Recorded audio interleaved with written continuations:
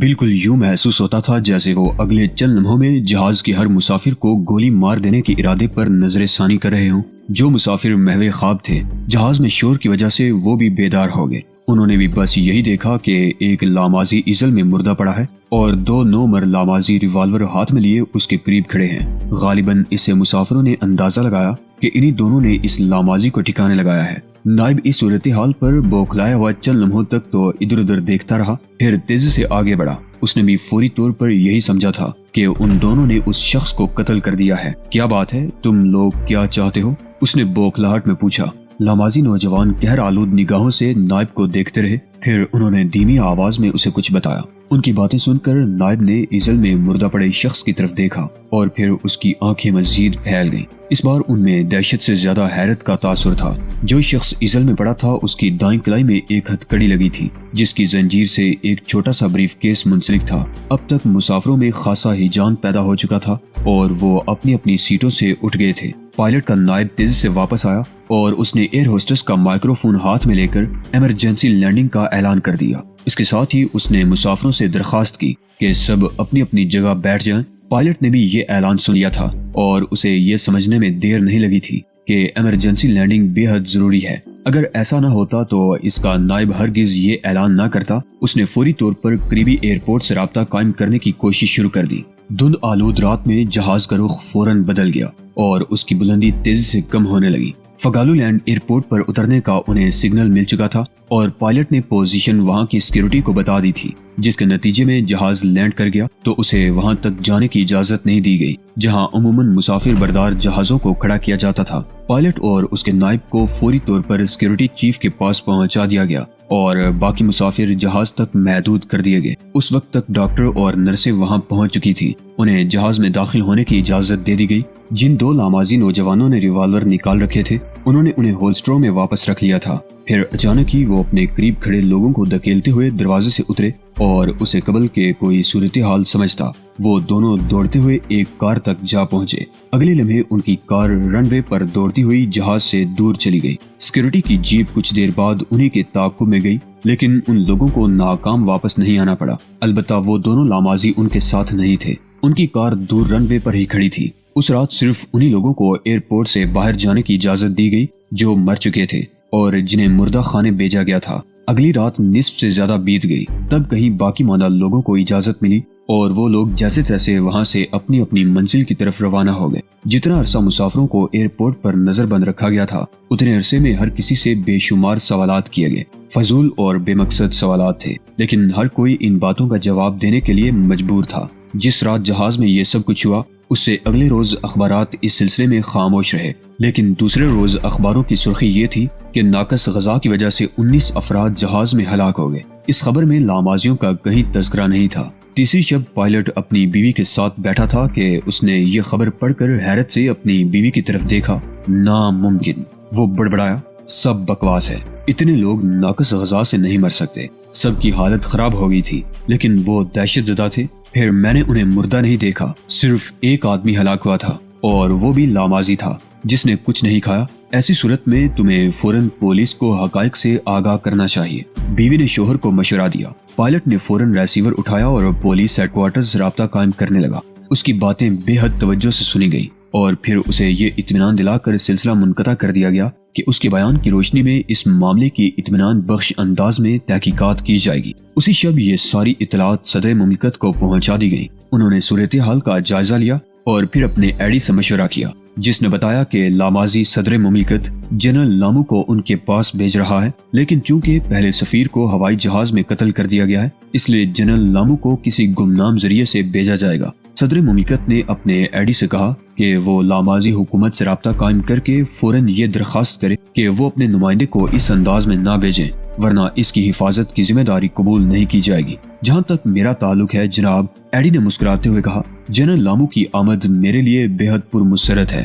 بہرحال کسی پراسرار ذریعے سے ان کی آمد ہمارے لیے پریشانی کا باعث بھی بن سکتی ہے۔ صدر مملکت نے چند لمحوں تک غور کرنے کے بعد ایڈی کو جانے کا اشارہ کیا اور پھر تفکر آمیز انداز میں اس فون کو گھورنے لگے جس پر کسی نہایت ہی اہم معاملے میں فیلڈ کرافٹ کے چیف بہرام سے مدد لی جا سکتی تھی۔ کچھ دیر کے بعد وہ اس نتیجے پر پہنچے کہ انہیں اس سلسلے میں بہرحال فل کرافٹ کے چیف سے مدد لینی ہی پڑے گی۔ انہوں نے ریسیور اٹھا لیا۔ اس فون پر رابطہ قائم کرنے کے لیے کوئی ڈائل نہیں تھا، لیکن ایک ہی لمحے میں بہرام سے ان کا رابطہ قائم ہو گیا اور وہ سرگوشیوں میں اس سے باتیں کرنے لگے۔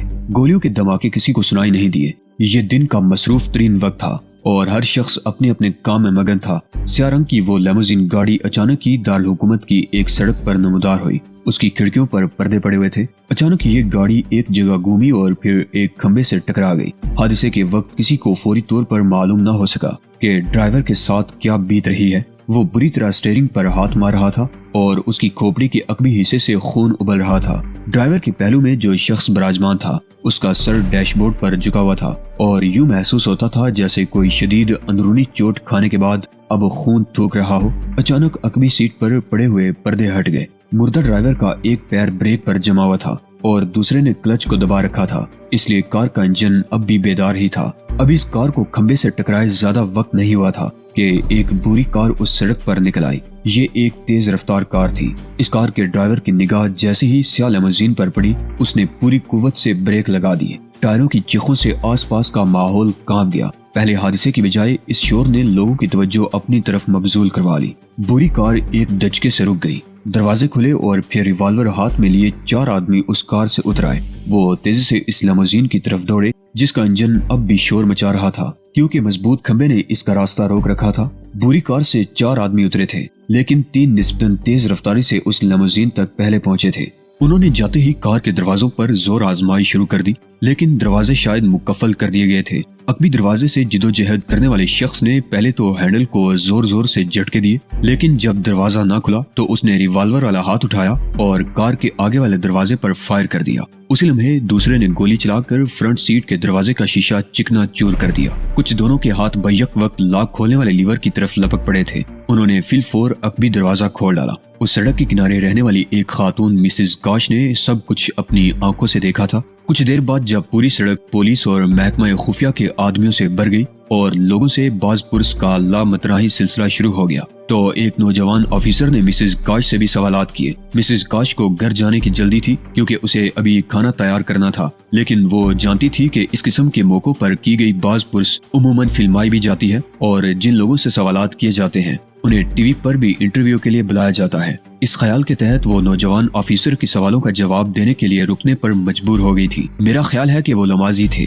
مسز کاش نے انکشاف کیا۔ پہلی کار سے آپ نے کسی شخص کو اترتے دیکھا تھا؟ نہیں، میں نے تو گاڑی کے کھمبے سے ٹکرانے کی آواز سنی تھی اور اس کے بعد ایک کار کے ٹائر بری طرح چیخے۔ پھر 4 آدمی اس بری کار سے اترے اور دوڑتے ہوئے اس کار کی طرف بڑھتے نظر آئے جو کھمبے سے ٹکرا گئی تھی۔ ان میں سے 1 یا 2 نے دروازوں کو کھولنے کی کوشش کی لیکن ناکام رہے۔ پھر کیا ہوا؟ افسر نے بے چینی سے پوچھا۔ ایک شخص نے فائر کر کے شیشہ توڑ دیا اور دوسرے نے ڈرائیونگ سیٹ کے دروازے پر گولی چلا دی۔ انہوں نے عقبی دروازے کھولے لیکن پچھلی نشست پر کوئی نہیں تھا۔ کیا مطلب؟ عقبی سیٹ خالی تھی، مسز کاش نے وضاحت کی۔ انہوں نے جس شخص کو اس سیٹ پر تلاش کرنا چاہا تھا وہ سیٹ پر موجود ہی نہیں تھا۔ آپ کو کوئی مشتبہ شخص بھی نظر آیا؟ مسز کاش نے سر کو منفی جنبش دی۔ وہ حیران تھی کہ یہ پولیس آفیسر کیسے احمقانہ سوالات کر رہا ہے۔ جن 4 افراد نے کار پر گولیاں برسائی تھی وہ مشکوک نہیں تھے تو انہیں اور کیا کہا جا سکتا ہے؟ لیکن اس نے چڑچڑے پن کا مظاہرہ نہیں کیا بلکہ بڑے صبر و تحمل سے پولیس آفیسر کی طرف دیکھتی رہی۔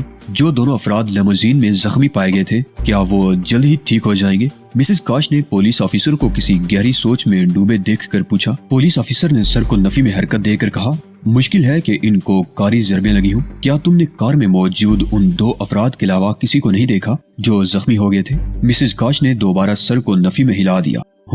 کیا اس محلے میں کوئی لاماضی رہتا ہے؟ جی ہاں، لانڈری کا کام کرتا ہے۔ کیا آپ نے اسے کسی کار کے نزدیک دیکھا تھا؟ نہیں، مسز کاش نے جواب دیا۔ وہ تو بیچارہ اور لوگوں کی طرح گھبرا کر مدد کے لیے دوڑا تھا۔ اس وقت تو شاید پورا محلہ جمع ہو چکا تھا۔ کیا مجھے ٹی وی پر پیش کیا جائے گا؟ نہیں، پولیس آفیسر نے رکھائی سے کہا۔ اس رات کی خبریں جب فردوسی ٹیلی ویژن پر نشر ہوئی تو ایک مہم سی امید لیے مسز کاش اپنے سیٹ کے سامنے بیٹھی رہی، لیکن اسے کہیں نہیں دکھایا گیا۔ تب اسے عجیب سا محسوس ہوا کیونکہ اس قدر سنگین صورتحال کے باوجود ٹی وی نے اس معاملے کو بے حد سرسری انداز میں لیا تھا۔ خبروں میں اس بات کا بھی تذکرہ نہیں کیا گیا کہ حادثے کے فوراً ہی بعد پولیس اور محکمہ خفیہ کے آدمیوں کی پوری فوج حادثے کے مقام پر پہنچ گئی اور انہوں نے بازار کی ناکہ بندی کر کے ایک ایک شخص سے خوب کرید کر باز پرس کی تھی۔ سب سے زیادہ حیرت کی بات یہ تھی کہ عقبی سیٹ پر موجود شخص کے غائب ہو جانے کا بھی تذکرہ نہیں کیا گیا تھا۔ مسز کاش کا خیال تھا کہ شاید فوری طور پر نشر ہونے والی خبروں میں تفصیل اس لیے نہیں دی گئی کہ رپورٹرز کو پورے حقائق ہی معلوم نہیں ہوئے ہوں گے۔ اس نے نصف شب سے کچھ دیر پہلے آخری خبروں کو سنا، لیکن ان میں بھی کوئی تذکرہ نہیں تھا۔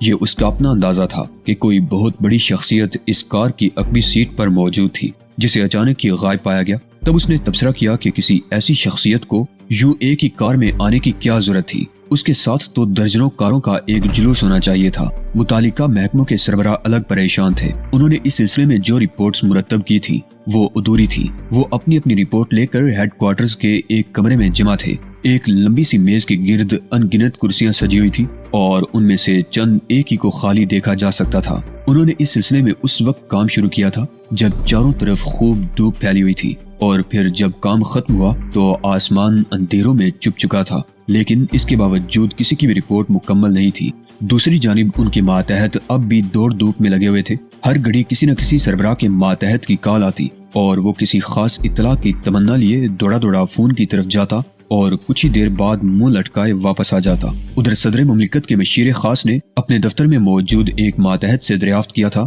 بتاؤ یہ سب کچھ کیسے ہوا؟ بل ڈاگ نما چہرے والا شخص اپنے سامنے کاغذات پھیلائے بیٹھا تھا۔ یہ غالباً وہ رپورٹس تھی جنہیں اس نے مختلف ذرائع سے اطلاعات حاصل کر کے مرتب کیا تھا۔ اس شخص نے رپورٹس کی ورق گردانی کرتے ہوئے پڑھنا شروع کر دیا۔ جنرل لامو تقریباً 11:15 پر اپنی کار میں روانہ ہوئے اور پھر ان کی کار ایک ذیلی سڑک پر گھوم گئی، جبکہ سیکورٹی والوں نے نہایت تیز رفتاری سے ان کی کار کا تعاقب کیا اور کوشش کی کہ ان کی گاڑی مین روڈ پر چلتی رہے، لیکن وہ جنرل لامو کی کار کو اپنی منشا کے مطابق سڑک پر نہ رکھ سکے، کیونکہ جیسے ہی جنرل کی کار مین روڈ سے ایک ذیلی سڑک پر پہنچی، فوراً ہی ایک اور کار ان دونوں گاڑیوں کے درمیان حائل ہو گئی تھی۔ اس نے ایک اور رپورٹ اٹھا لی۔ سیکورٹی کی کار نے 11:35 پر جنرل کی کار کو دوبارہ تلاش کر لیا، لیکن اس وقت تک لیموزین ایک کھمبے سے ٹکرا چکی تھی۔ سیکورٹی کے چاقو چوبند افراد نے فوراً ہی کار کو گھیرے میں لے لیا اور دروازوں کے قفل توڑ ڈالے، لیکن دیکھا تو عقبی سیٹ سے جنرل لامو غائب ہو چکے تھے۔